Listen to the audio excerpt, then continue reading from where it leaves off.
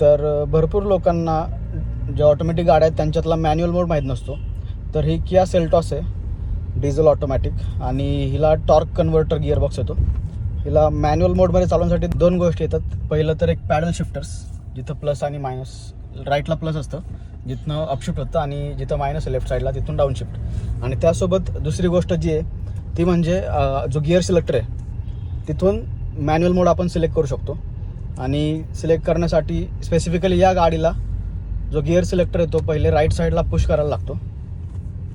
आणि जेव्हा आपण राईटला पुश करतो त्यानंतरनं जर आपण जे प्लस साईन आहे, प्लस केल्यानंतरनं गाडीचा गिअर जो आहे तो अपशिफ्ट होईल, आणि मायनस केल्यानंतर डाऊन शिफ्ट. तर आता इथे दिसतंय की हा गिअर जो आहे तो फर्स्टवर आहे, आणि आता मी अपशिफ्ट केला तर हा सेकंडवर गेला आहे, आणि आता मी परत अपशिफ्ट केला थर्डवर गेलेला आहे.